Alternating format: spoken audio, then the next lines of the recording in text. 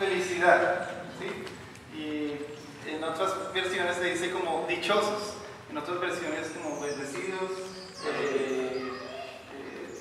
Otros dicen que esa palabra de bienaventurados es 3 veces feliz. O sea, si lo ponemos más a nuestro lenguaje, muy de buenas, muy, no sé, feliz, recontra dichoso. Y Jesús comienza su mensaje por ese tema, por la felicidad. Entonces, ¿qué tema tan importante para nosotros? ¿No les parece? Porque a la final la felicidad es algo que buscamos todos los días, ¿sí? Hay una película muy bonita, ustedes la vieron, de Will Smith. En búsqueda de la felicidad. En búsqueda de la felicidad. Me encanta esa película porque refleja mucho de lo que vivimos todos a diario. Esa lucha por sacar adelante a nuestra familia, bueno, en mi caso, no todos están casados, pero esa lucha por a la final lograr una carrera, lograr el éxito, lograr sobresalir. Y eso es algo que simplemente buscamos porque queremos ser felices, o alguien de aquí no quiere ser feliz, ¿no? Bueno, es algo natural. ¿Por qué? Porque fuimos creados para la felicidad, sencillamente. La Biblia dice que Dios puso eternidad en nuestros corazones. Fuimos creados para que Dios habite en nosotros. Y dice la Biblia que en su presencia y plenitud de gozo, nosotros somos creados para vivir en felicidad y en gozo. Ahora, de pronto nos sirve diferenciar entre simple felicidad y gozo, el gozo que quiere dar Dios, ¿cierto? La felicidad simple, ¿qué puede ser? Como lo que decíamos, un paseo, salir de paseo a futuro, lograr una meta, comprar un carro, comprar una casa, casarse, hacer la maestría, conocer a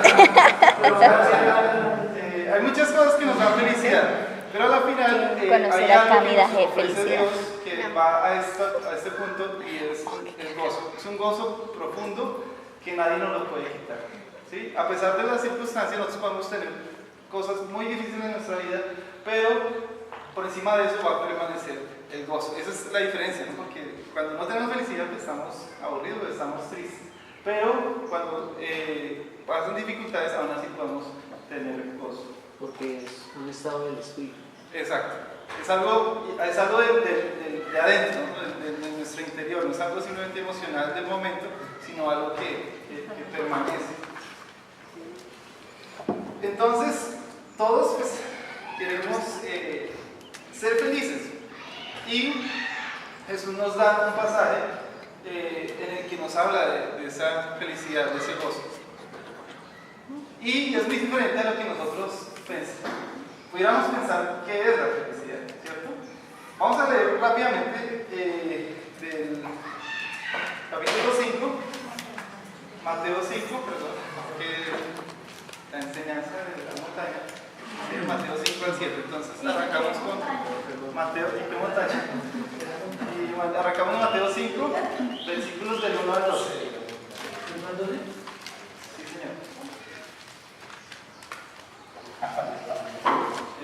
¿Quién lo quiere leer? Y la versión. Bueno, que esta es una versión viejita. Dale. Mateo capítulo 5. Viendo la multitud, subió al monte y sentándose vieron a él y a sus discípulos. Y abriendo su boca les enseñaba diciendo: Bienaventurados los pobres en espíritu, porque de ellos es el reino de los cielos. Bienaventurados los que lloran, porque ellos recibirán consolación. Bienaventurados los mansos, porque ellos recibirán la tierra por heredad. Bienaventurados los que tienen hambre y sed de justicia, porque ellos serán saciados. Bienaventurados los misericordiosos, porque ellos alcanzarán misericordia. Bienaventurados los limpios de corazón, porque ellos verán a Dios. Bienaventurados los pacificadores, porque ellos serán llamados hijos de Dios. Bienaventurados los que padecen persecución por causa de la justicia, porque de ellos es el reino de los cielos. Bienaventurados sois cuando por mi causa os vituperen y os persigan, y digan toda clase de mal contra vosotros mintiendo. Gozaos y alegraos, porque vuestro galardón es grande en los cielos, porque así persiguieron a los profetas que fueron antes de vosotros. Entonces, qué interesante, porque nosotros si lo traemos a nuestro mundo actual y pensáramos que este mundo nos diera las bienaventuranzas de este mundo, ¿cuáles serían? O sea, Jesús da unas bienaventuranzas que no parecen bienaventuranzas, porque dice que pobres, que lloran, que los persiguen, o sea, no tiene como lógica, ¿cierto? O sea, ¿ustedes cómo se imaginan que fueran las bienaventuranzas para este mundo? Que tiene mucha plata. Riquezas. Las riquezas. El que tiene Una buena posición. que tiene una buena posición, Poder. Al que no persigue. Al que no al que no persigue. persiguen, bienaventurado al que tiene Los cómodos. El avispado. que está tranquilo, que no le pasa nada. Que puede dormir hasta tarde. Estos son los. Eso sí es bien aventurado. Bien Que es de buena para todo. Entonces es muy diferente a como normalmente nosotros concebimos aquello que nos podría traer felicidad. Es muy diferente como Jesús y como la Biblia lo enseña. Pero lo que nosotros no hemos todavía entendido es que de verdad si nosotros buscamos estas cosas vamos a ser verdaderamente felices, ¿sí? Y eso es lo que vamos a estar estudiando en este momento. A veces caminamos con el Señor pero no entendemos todavía y eso le pasó a unos de los discípulos. Vamos a leer rápidamente Mateo 20 del 20 al 28. Entonces, como les digo, nos toca rápido. Entonces dice, Mateo 20 del 20 al 28. entonces la madre de Santiago, ¿sí? Sí. Entonces la madre de Santiago y de Juan, hijos de Zebedeo, se acercó con sus hijos a Jesús. Se arrodilló respetuosamente para pedirle un favor. ¿Cuál es tu petición?, le preguntó Jesús. La mujer contestó, te pido por favor que permitas que en tu reino mis dos hijos se sienten en lugares de honor a tu lado, uno a tu derecha y el otro a tu izquierda. Jesús le respondió, no saben lo que piden. ¿Acaso pueden beber de la copa amarga de sufrimiento que yo estoy a punto de beber? Claro que sí, contestaron ellos, podemos. Jesús les dijo, es cierto, beberán de mi copa amarga, pero no me corresponde a mí decir quién se sentará a mi derecha o a mi izquierda. Mi Padre preparó estos lugares para quienes Él ha escogido. Cuando los otros 10 discípulos oyeron lo que Santiago y Juan habían pedido, se indignaron. Así que Jesús los reunió a todos y les dijo, ustedes saben que los gobernantes de este mundo tratan a su pueblo con prepotencia y los funcionarios hacen alarde de su autoridad frente a los súbditos. Pero entre ustedes será diferente. El que quiera ser líder entre ustedes deberá ser sirviente, y el que quiera ser el primero entre ustedes deberá convertirse en esclavo. Pues ni aún el Hijo del Hombre vino para que le sirvan, sino para servir a otros y para dar su vida en rescate de muchos. Entonces, estaban los discípulos ya caminando con Jesús un ratico, pero aún así ellos todavía no habían entendido el mensaje, ¿cierto? Y la mamá, yo no sé si ellos están apenados porque la mamá está haciendo... No, mamá, no le digas. Pero así son las ¿qué mamás. pasa? Así son las mamás. No vamos a molestar al Señor. Pero bueno, al fin y al cabo, ellos estaban ahí con ella. Y le piden que le dé puesto al lado del Señor. Y el Señor les dice, no saben lo que están pidiendo, ¿sí? Y así nos pasa en nuestra vida, no sabemos qué es lo que estamos anhelando en nuestro corazón, ¿sí? Y el Señor les aclara, el que quiera ser grande, tiene que ser siervo, ¿sí? En esa versión dice esclavo, una palabra más fuerte para nosotros. El que quiera hacerse grande, tiene que ser servidor, porque ni siquiera Dios, ni siquiera Jesús, siendo Rey del universo, vino para ser servido, sino para servir. Entonces ahí empieza a cambiar el chip de lo que nosotros entendemos, qué es lo que quiere el Señor que nosotros hagamos para ser verdaderamente felices. Entonces arranca diciendo, bienaventurados los pobres en espíritu, porque de ellos es el reino de los cielos. Yo voy a leer estos versículos porque si no nos demoramos mucho. Si quieren los pueden anotar. Salmo 16, 2. Dice: oh alma mía, dijiste a Jehová, tú eres mi Señor, no hay para mí bien fuera de ti. Entonces, el pobre en espíritu es aquel que reconoce que no tiene nada aparte de Dios. Hay otro versículo que dice en Timoteo 6, 7. Dice 1 Timoteo 6, 7. Porque nada hemos traído a este mundo y sin duda nada podremos sacar.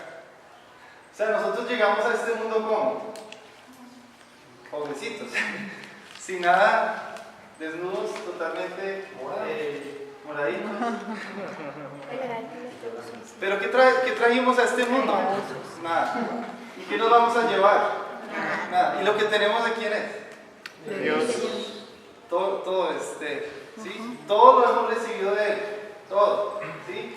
Nuestra salud primero, nuestra vida, nuestra fuerza, pero también lo que traemos en puesto, nuestra ropita, lo que tenemos en nuestra casita. Tantas cosas que nosotros valoramos, todo nos lo dio Dios. Pero el pobre en espíritu es esa persona que reconoce que todo lo ha recibido de Él y que nada le pertenece.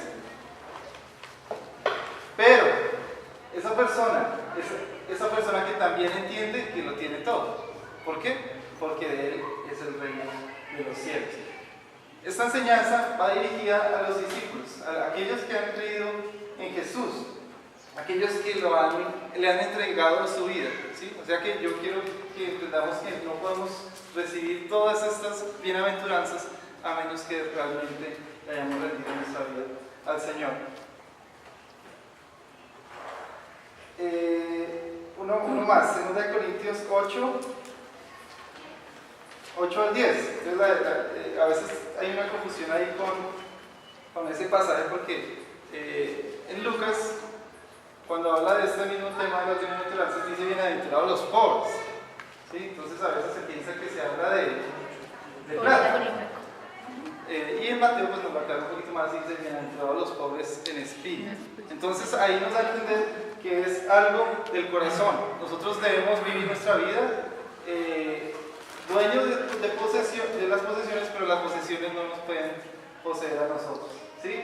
Muchas personas viven en este mundo y simplemente cada cosa que tienen lo poseen, ¿cierto? Entonces si tienen mucha plata, entonces viven por esa plata. Si tienen una propiedad, viven para la propiedad, ¿sí? O sea, como que cada cosa que tienen los controla. Pero no es así para el pobre espíritu. El pobre espíritu no, puede que tenga mucho, puede que tenga poco, simplemente lo que tiene es agradecido por lo que tiene. ¿Sí me van a entender? Sí. Nosotros venimos desnudos y cada cosa que recibimos es gracia. O sea, es algo añadido a lo que podríamos tener. Entonces simplemente el pobre en espíritu es agradecido. El pobre en espíritu reconoce que todo lo que tiene lo recibe de parte de Dios. Entonces, por lo tanto, todo lo que tiene, por lo que tiene es agradecido. Qué pena que la enredo de palabra. Pero también el pobre en espíritu es esa persona que reconoce su miseria espiritual, ¿sí? ¿Cuántos pueden decir, no, yo puedo vivir mi vida cristiana así en mis propias fuerzas? Nadie, ¿cierto? Cada uno es consciente de su propio pecado, de su propia maldad, y ese pobre en espíritu es el que reconoce que si no fuera por Jesús, si no fuera por el Señor, entonces estaríamos perdidos. Bienaventurados los que lloran, porque ellos recibirán consolación. Aquí me gustó otras versiones que también hablan como de lamento y de sufrimiento. Normalmente en nuestra vida le escapamos al sufrimiento, ¿cierto?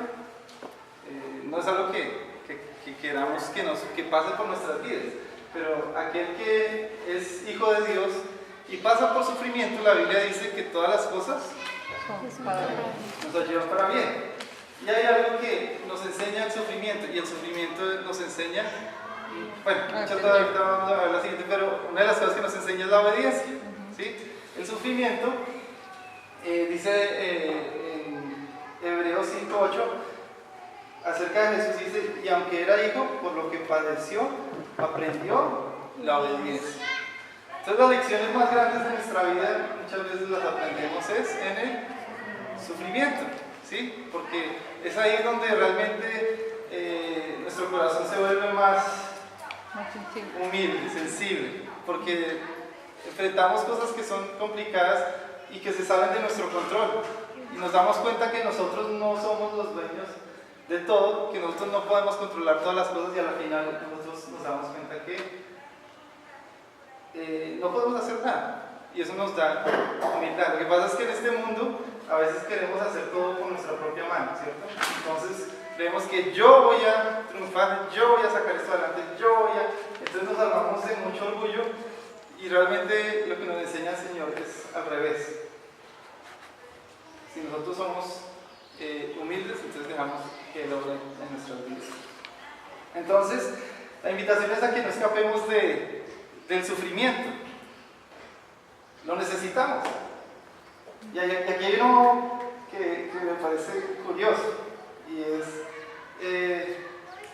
Hechos 14:22. Dice, confirmando los ánimos de los discípulos, exhortándoles a que permaneciesen en la fe y diciéndoles. O sea, Jesús estaba animando a sus discípulos y les dice lo siguiente: es necesario que a través de muchas tribulaciones entremos en el reino de Dios.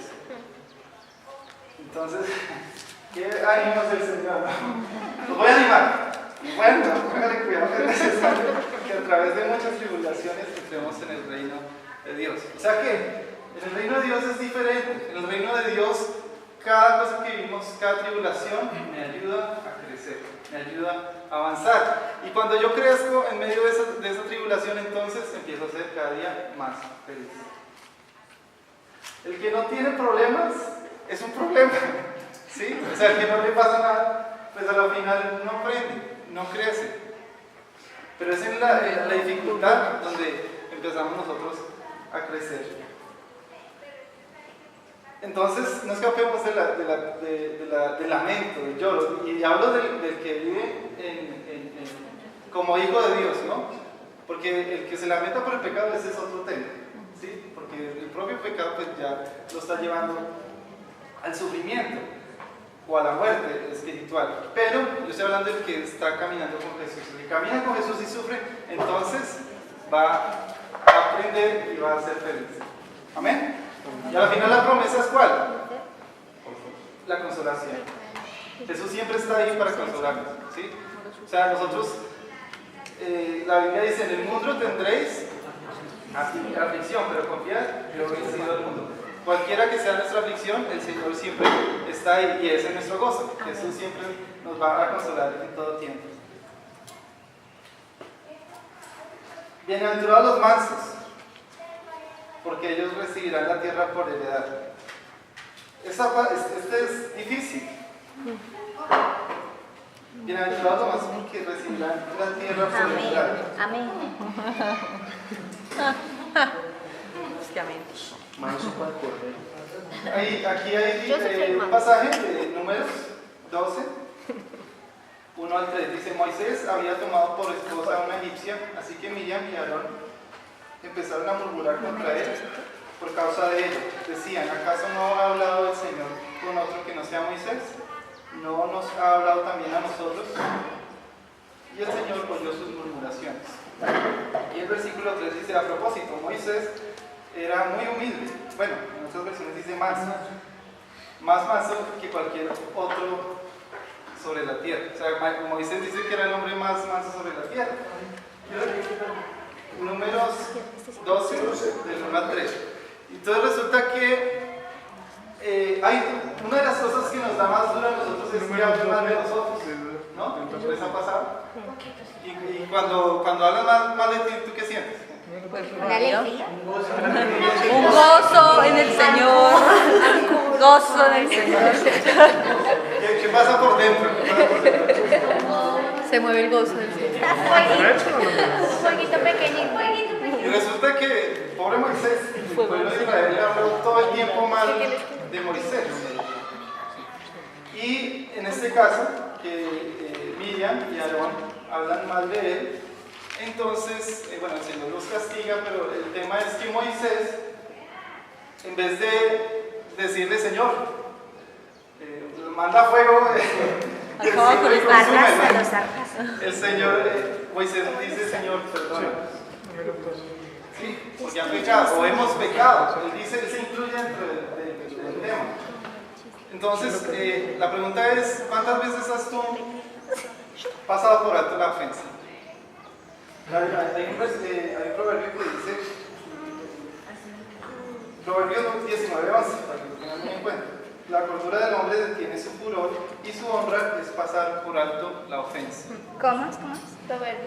Proverbios 19:11. La cordura del hombre detiene su furor y su honra es pasar por alto la ofensa. Entonces, está... Se va a tocar ponerlo en un escrito. Te quedan 10 minutos. Tranquilo, nosotros estamos. Voy corriendo. Entonces, está Moisés y pasa por alto la ofensa. ¿Cuántas veces nosotros somos capaces de pasar por alto la ofensa? Entonces, eso es una persona mansa, que a pesar de que sea lastimada o ofendida, no por eso toma venganza en sus propias manos. En primera de Pedro 2:23, hablando del Señor, dice, quien cuando le ultrajaban, no respondía ultrajando, cuando padecía, no amenazaba, sino que se encomendaba a aquel que juzga con justicia. El manso no se defiende por sí solo, porque sabe que tiene quien lo defiende. ¿Sí? Tus amigos los presento. 16.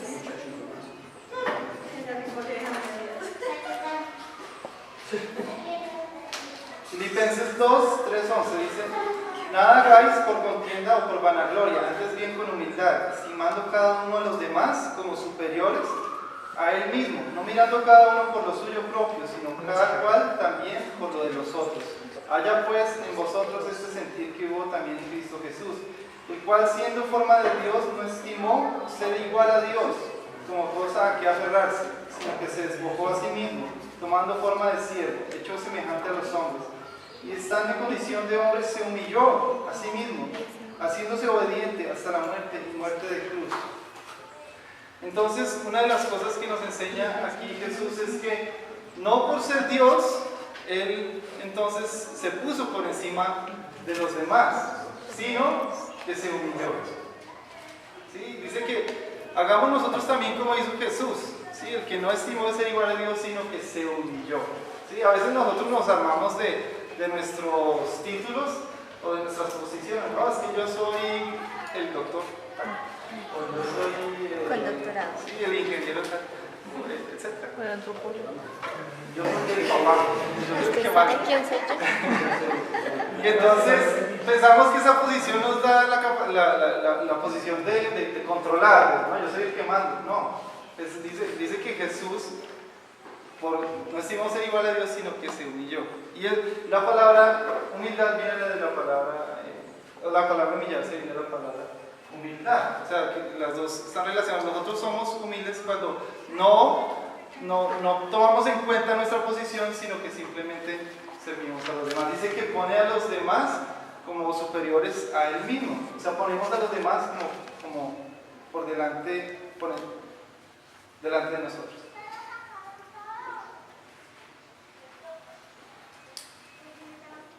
Bienaventurados los que tienen hambre y sed de justicia, porque ellos serán saciados. ¿Sí? ¿Tienes que seguir? Pero sí. Sí. Sí, Fabi. Perdón. Sí, ya, no es que lo noté aquí un momento. Bienaventurados.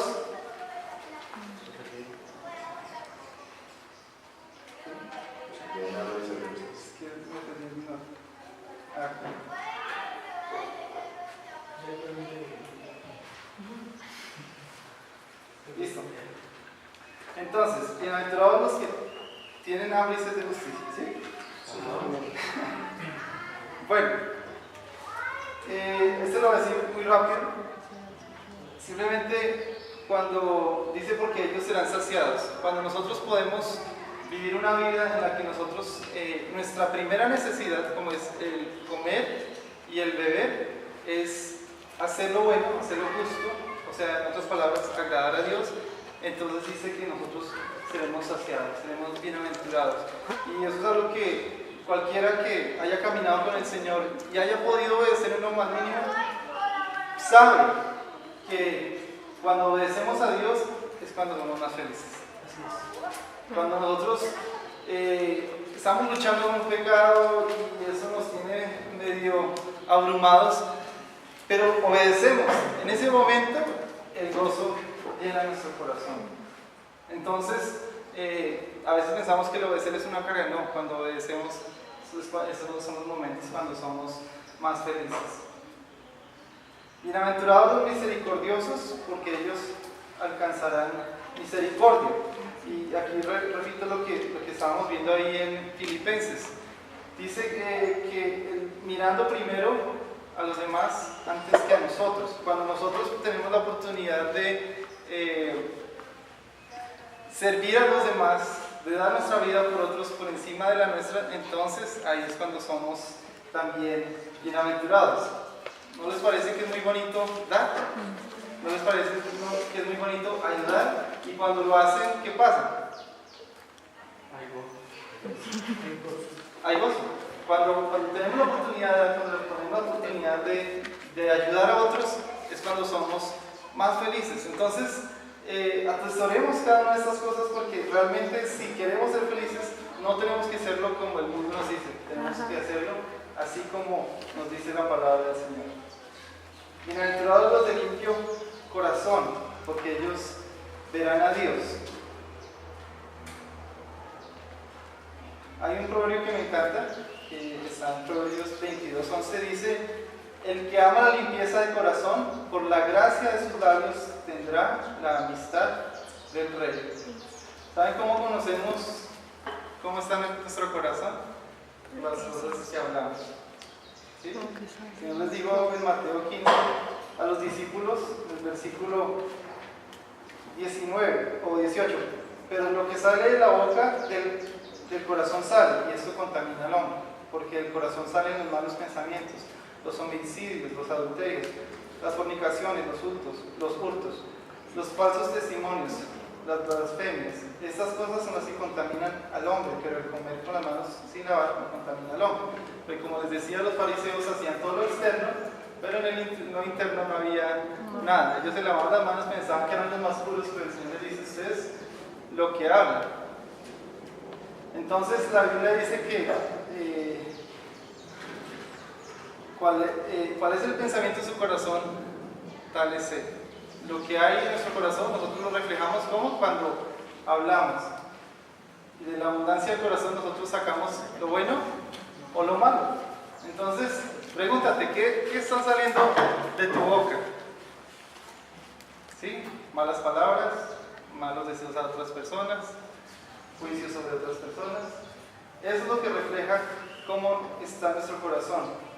Y el Señor quiere que nosotros tengamos un corazón limpio, porque el corazón, como dice ahí, salen todos los malos deseos.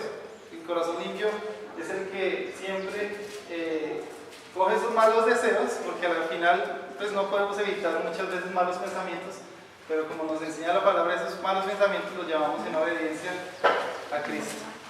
Y entonces cuando tenemos ese corazón limpio, descansamos y somos felices, porque no hay una persona más triste que la persona que alberga en su corazón que amargura, rencor, odio,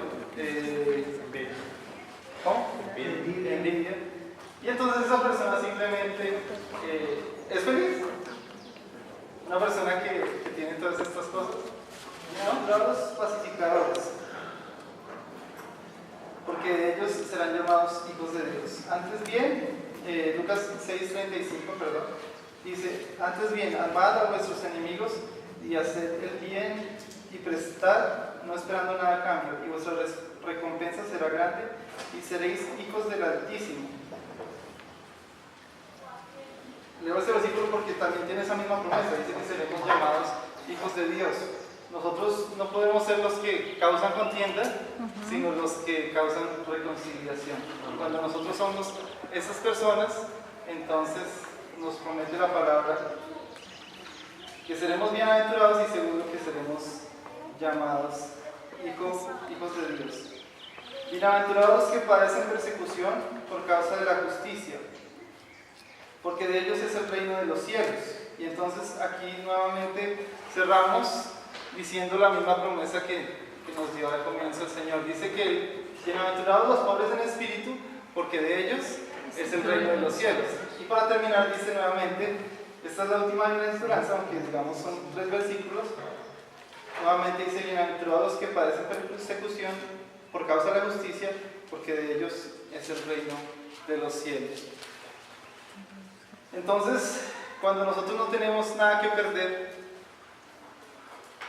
entonces simplemente podemos entregar toda nuestra vida al Señor. Cuando nosotros podemos simplemente estar dispuestos para Él, porque nada me está atando, entonces yo puedo dar mi vida por Él, ¿sí? Y ese es nuestro llamado, a que demos nuestra vida por Él, ¿sí? Aún a pesar de la persecución, aún a pesar de la, ¿cómo dice acá?, del vituperio, aún a pesar de las malas palabras. Dice el último versículo, gozaos y alegraos, porque vuestro galardón es grande en los cielos, porque así persiguieron a los profetas que fueron antes de vosotros. Y bueno, para terminar, hay una palabra que me parece muy... está en 2 Corintios 6.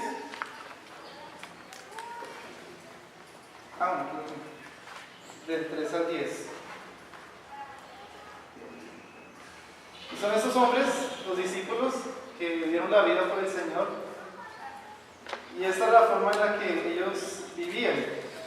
Dice, por nuestra parte, a nadie damos motivo de algún tropiezo, para que no se desacredite nuestro servicio. Más bien en todo y con mucha paciencia nos acreditamos como servidores de Dios en sufrimientos, privaciones y angustias, en azotes, cárceles y tumultos, en trabajos pesados, desvelos y hambre.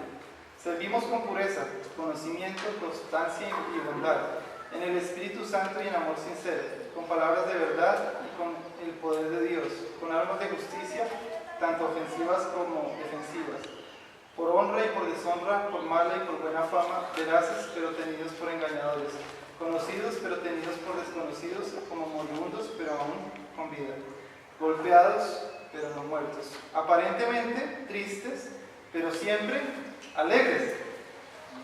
Increíble. Pobres en apariencia pero enriqueciendo a muchos, como si no tuviéramos nada pero poseyendo todo. Entonces, a eso estamos llamados. Cuando nosotros entregamos nuestra vida al Señor, cuando Jesús es nuestro mayor tesoro y no tenemos más que a Él, cuando miramos primero a los demás antes que a nosotros, cuando somos capaces de ser humildes y callar en esos momentos que no queremos quedarnos callados, cuando sufrimos por el Señor, y cuando sufrimos y pasamos ese sufrimiento en Cristo, entonces es cuando seremos verdaderamente felices. Amén. Entonces vamos a orar para terminar y vamos a pedirle al Señor que nos haga esas personas.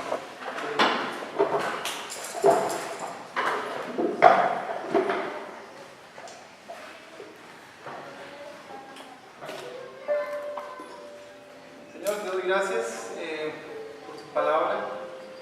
Gracias porque tú nos diste el ejemplo, Señor. enseñaste y nos dijiste, aprended, venid a mí, todos los que estáis trabajados y cargados, y yo os haré descansar. Llevad mi yugo sobre vosotros y aprended que soy manso y humilde de corazón, y tendréis descanso para vuestras almas. Señor, tú nos diste el ejemplo, tú nos enseñaste, y nos permitiste ver en ti, Señor, la humildad y la mansedumbre que nosotros debemos tener, y cómo, siendo así, Señor, podemos disfrutar del gozo que tú das, ese gozo que permanece, ese gozo que es firme. Te rogamos, Señor, que quites de nuestro corazón toda altivez, toda vanagloria, Señor, todo deseo, Señor, por la vanidad, Señor, y cosas que realmente no traen gozo a nuestro corazón. Ayúdanos a entender este mensaje, Señor, y a vivir cada día, Señor, como tú quieres, siempre reconociendo que tú eres lo más grande, que tú eres nuestro tesoro más preciado y que no hay quien fuera de ti, Señor. Y que en ti, Señor, somos completos y que tú eres suficiente, Señor. Vamos a decir, como decía el salmista, Señor, ¿a quién tengo yo en los cielos sino a ti? Y nada más deseo aquí en la tierra. Mi alma y mi corazón desfallecen, mas la roca de mi corazón y mi porción es Dios para siempre. Tú eres nuestra roca, tú eres nuestra porción. Tú eres todo para nosotros, Señor, y nosotros queremos caminar cada día contigo. Te damos gracias por este tiempo y lo dejamos en tus manos, Señor. En nombre de Jesús. Amén. Amén. Amén.